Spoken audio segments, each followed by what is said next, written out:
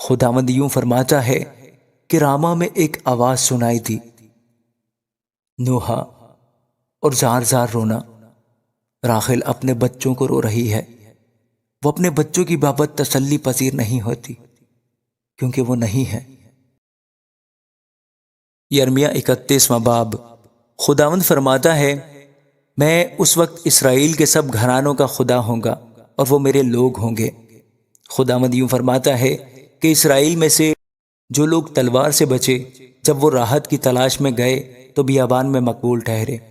خداوند قدیم سے مجھ پر ظاہر ہوا اور کہا کہ میں نے تجھ سے ابدی محبت رکھی، اسی لیے میں نے اپنی شفقت تجھ پر بڑھائی۔ اے اسرائیل کی کنواری، میں تجھے پھر آباد کروں گا اور تو آباد ہو جائے گی۔ تو پھر دف اٹھا کر آراستہ ہوگی اور خوشی کرنے والوں کے ناچ میں شامل ہونے کو نکلے گی۔ تو پھر سامریا کے پہاڑوں پر داغستان لگائے گی۔ باغ لگانے والے لگائیں گے اور اس کا پھل کھائیں گے، کیونکہ ایک دن آئے گا کہ افرائیم کے پہاڑوں پر نگہبان پکاریں گے کہ اٹھو، ہم سیون پر خداوند اپنے خدا کے حضور چلیں۔ کیونکہ خداوند یوں فرماتا ہے کہ یعقوب کے لیے خوشی سے گاؤ اور قوموں کی سرتاج کے لیے للکارو، منادی کرو، حمد کرو اور کہو، اے خداوند اپنے لوگوں کو یعنی اسرائیل کے بقیہ کو بچا۔ دیکھو، میں شمالی ملک سے ان کو لاؤں گا اور زمین کی سرحدوں سے ان کو جمع کروں گا، اور ان میں اندھے اور لنگڑے اور حاملہ اور زچہ سب ہوں گے۔ ان کی بڑی جماعت یہاں واپس آئے گی، وہ روتے اور مناجات کرتے ہوئے آئیں گے۔ میں ان کی رہبری کروں گا، میں ان کو پانی کی ندیوں کی طرف راہ راست پر چلاؤں گا، جس میں وہ ٹھوکر نہ کھائیں گے، کیونکہ میں اسرائیل کا باپ ہوں اور افرائیم میرا پہلوٹا ہے۔ اے قوموں، خداوند کا کلام سنو اور دور کے جزیروں میں منادی کرو اور کہو کہ جس نے اسرائیل کو تتر بتر کیا وہی اسے جمع کرے گا اور اس کی ایسی نگہبانی کرے گا جیسی گڈریا اپنے گلہ کی، کیونکہ خداوند نے یعقوب کا فدیہ دیا ہے اور اسے اس کے ہاتھ سے جو اس سے زور آور تھا رہائی بخشی ہے۔ پس وہ آئیں گے اور سیون کی چوٹی پر گائیں گے، اور خداوند کی نعمتوں یعنی اناج اور مے اور تیل اور گائے بیل کے اور بھیڑ بکری کے بچوں کی طرف اکٹھے رواں ہوں گے، اور ان کی جان سیراب باغ کی مانند ہوگی، اور وہ پھر کبھی غمزدہ نہ ہوں گے۔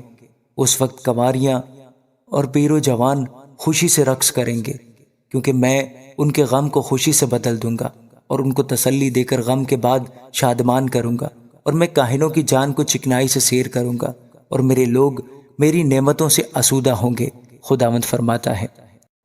خداوند یوں فرماتا ہے کہ راما میں ایک آواز سنائی دی، نوحا اور زار زار رونا۔ راحل اپنے بچوں کو رو رہی ہے۔ وہ اپنے بچوں کی بابت تسلی پذیر نہیں ہوتی کیونکہ وہ نہیں ہے۔ خداوند یوں فرماتا ہے کہ اپنی زاری کی آواز کو روک اور اپنی آنکھوں کو آنسوؤں سے باز رکھ، کیونکہ تیری محنت کے لیے اجر ہے۔ خداوند فرماتا ہے، اور وہ دشمن کے ملک سے واپس آئیں گے۔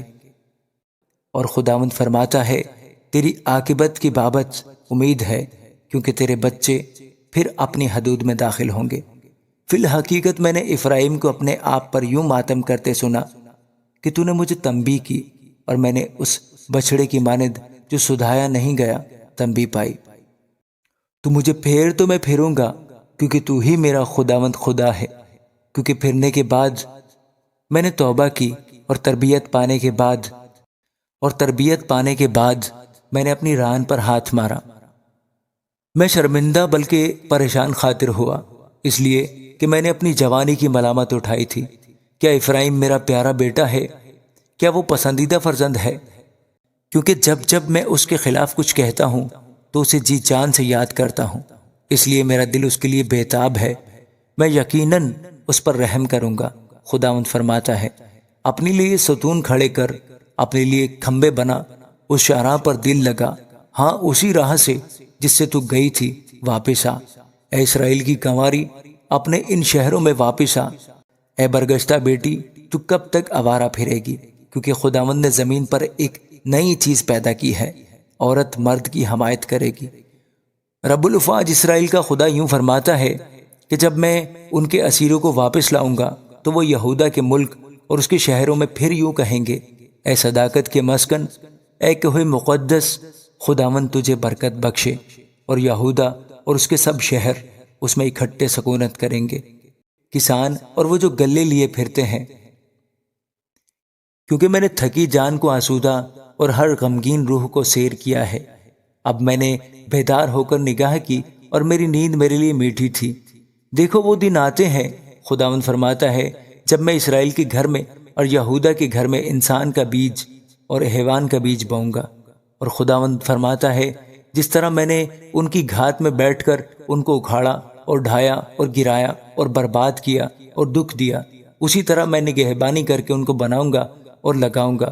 ان ایام میں پھر یوں نہ کہیں گے کہ باپ دادا نے کچے انگور کھائے اور اولاد کے دانت کھٹے ہو گئے، کیونکہ ہر ایک اپنی ہی بد کرداری کے سبب سے مرے گا۔ ہر ایک جو کچے انگور کھاتا ہے اسی کے دانت کھٹے ہوں گے۔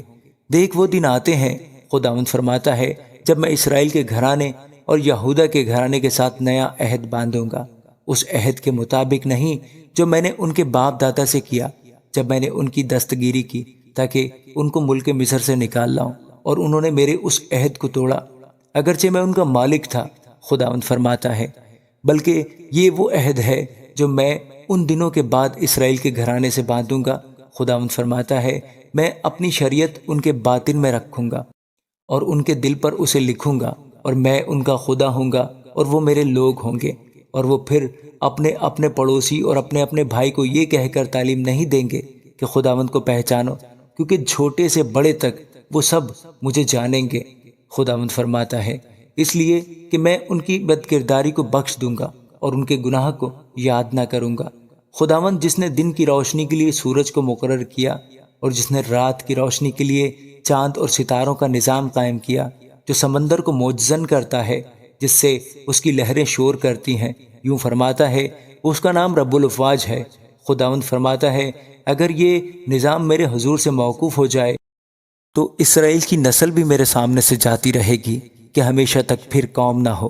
خداوند یوں فرماتا ہے کہ اگر کوئی اوپر آسمان کو ناپ سکے اور نیچے زمین کی بنیاد کا پتہ لگا لے تو میں بھی بنی اسرائیل کو ان کے سب اعمال کے سبب سے رد کر دوں گا۔ خداوند فرماتا ہے، دیکھ وہ دن آتے ہیں، خداوند فرماتا ہے کہ یہ شہر حنانیل کے برج سے کونے کے پھاٹک تک خداوند کے لیے تعمیر کیا جائے گا، اور پھر جریب سیدھی کوہ جاریب پر سے ہوتی ہوئی جواتا کو گھیر لے گی، اور لاشوں اور راکھ کی تمام وادی اور سب کھیت کے درون کے نالے تک اور گھوڑے پھاٹک کے کونے تک مشرق کی طرف خداوند کے لیے مقدس ہوں گے۔ پھر وہ ہمیشہ تک نہ کبھی اکھاڑا نہ گرایا جائے گا۔ آمین۔